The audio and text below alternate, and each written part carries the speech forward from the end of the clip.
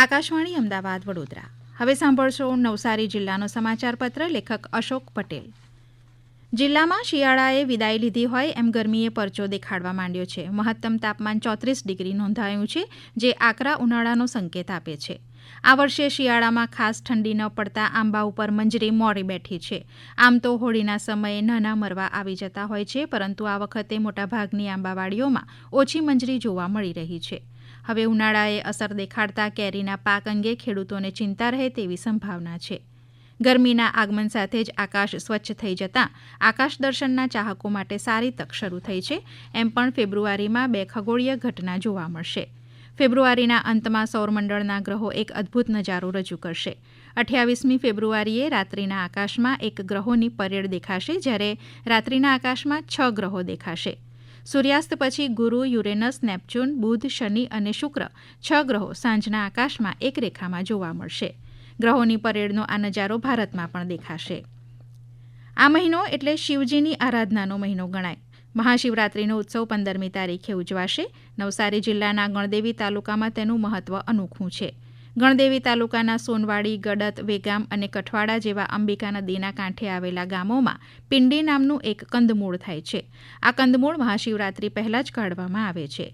પિંડી કંદમૂળનો મહાશિવરાત્રિનો ઉપવાસ કરતા ભક્તો ફરાળ તરીકે ઉપયોગ કરે છે. વયમર્યાદાના કારણે અનેક નોકરિયાતો નિવૃત્ત થતા હોય છે, પરંતુ વાંસદા તાલુકાના સરા ગામના એક નિવૃત્તિ સન્માન સમારોહ યોજાયો હતો, જેમાં એક જવાનનું માભોમની રક્ષા કર્યા બાદ લીધેલી નિવૃત્તિને પગલે સન્માન કરાયું હતું. એ જવાન એટલે સરા ગામના કમલેશભાઈ પટેલ.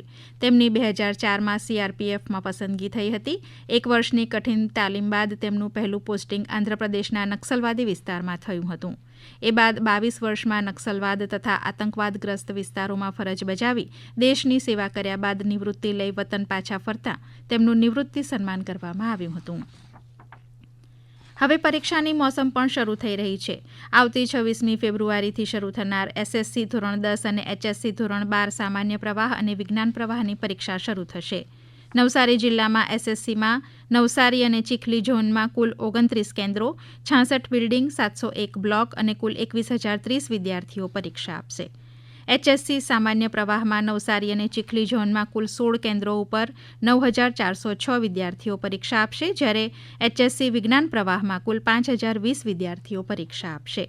એ ઉપરાંત નવસારી ખાતે નાગરિક સંરક્ષણ કચેરી દ્વારા ભારત સરકારના ગૃહ મંત્રાલય અને રાજ્યના નાગરિક સંરક્ષણ વિભાગ વચ્ચે થયેલા MOU અંતર્ગત 300 કરતાં વધારે સ્વયંસેવકો માટે 6 દિવસની સિવિલ ડિફેન્સ ટ્રેનિંગ યોજાઈ હતી.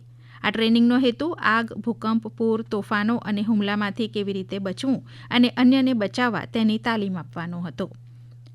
ગણદેવી નગરપાલિકાની અંદાજપત્રની સામાન્ય સભામાં એજન્ડા ઉપરના 9 અને વધારાના 3 મળી 12 કામો મંજૂર કરાયા હતા, જે બાદ વર્ષ 2026-27નું 35 કરોડ 29 લાખ રૂપિયાનું અને 12 કરોડ 40 લાખ રૂપિયાની પુરાંતવાળું ફૂલ ગુલાબી બજેટ સર્વાનુમતે મંજૂર કરાયું હતું.